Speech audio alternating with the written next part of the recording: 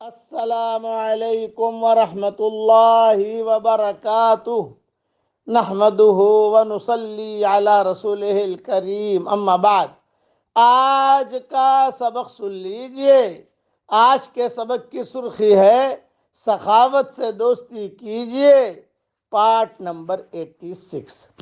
حضرت حسن رضی رحمۃ اللہ علیہ کہتے ہیں کہ حضرت سلمان فارسی کو بیت المال سے 5,000 کا وظیفہ ملتا تھا اور وہ تقریباً 30,000 مسلمانوں کے امیر تھے۔ سلمان فارسی، ان کا ایک چگا تھا، یعنی ایک بہت بڑا جبہ تھا جس کے کچھ حصے کو نیچے بچھا کر باقی حصے کو اوپر اوڑھ لیا کرتے تھے، اور اسی چگے کو اور اسی جبے کو پہن کر لوگوں میں بیان کرتے تھے، اور اسی چگے کو پہن کر لوگوں میں فیصلے کیا کرتے تھے۔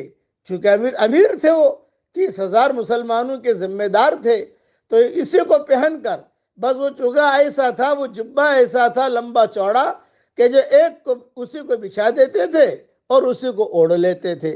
جب انہیں وظیفہ ملتا 5,000 کا تو اسے اسی وقت آگے خرچ کر دیا کرتے تھے، صدقہ کر دیا کرتے تھے۔ اس میں سے اپنے پاس کچھ نہیں رکھتے تھے، اور اپنے ہاتھ سے کھجور کے پتوں کی ٹوکریاں بناتے تھے اور اس کی کمائی سے گزارا کرتے تھے۔ بس کہتے تھے میرے لیے یہی کافی ہے۔ یہ روایت بھی امام ابو نعیم نے حلیہ میں نقل کی ہے، جلد 1 صفحہ نمبر 197 پر موجود ہے، اور ابن سعد نے بھی نقل کی ہے، جلد 4 صفحہ نمبر 66 پر موجود ہے۔ اور اسی طریقے پر ابو نعیم نے کئی جگہوں پر کئی علماء نے روایتیں نقل کی ہیں۔ ان کی سادگی ہے امیر 30,000 آج تو 8 آدمیوں کا امیر ہو نا تو اس کے نخرے بڑھ جاتے ہیں، 10 آدمیوں کا امیر ہو تو بیٹھنے کی ترتیب بدل جاتی ہے، کیا امیر صاحب امیر صاحب ہاں، کہ بیٹھنے کی ترتیب بدل جائے گی، بات کرنے کی ترتیب بدل جائے گی۔ کیوں؟ وجہ یہ ہے تربیت نہیں ہے۔ ہمارے پاس شریعت کا تو علم ہے، تربیت کا علم نہیں ہے۔ مولانا یوسف صاحب رحمۃ اللہ علیہ نے حیات صحابہ جلد 2 صرف اسی پر لکھی، اور آج آدمی کو یعنی ممبر کا شوق ہوتا ہے، حالانکہ ممبر ڈرنے کی جگہ ہے، لڑنے کی جگہ نہیں ہے۔ ممبر پر بیٹھنے والے بہت خطرے میں ہیں، کہ ممبر ڈرنے کی جگہ ہے، لڑنے کی جگہ نہیں ہے۔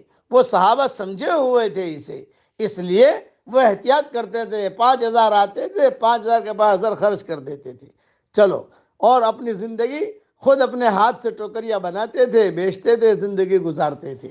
اب پڑھیے میرے ساتھ، سبحان الواحد سبحان الاحد۔ علماء نے لکھا ہے جس کے یہاں اولاد نہ ہوتی ہو، یہ پڑھ کر اللہ تعالیٰ سے دعا مانگے، اللہ اسے اولاد دے گا۔ یہ نسخہ حدیث میں نہیں ہے، علم سلف صالحین کے تجربے میں موجود ہے۔ اللہ تعالیٰ ہم سب کے لیے دنیا اور آخرت میں جنت کے فیصلے فرمائے، آمین۔ وآخر دعوانا ان الحمدللہ رب العالمین۔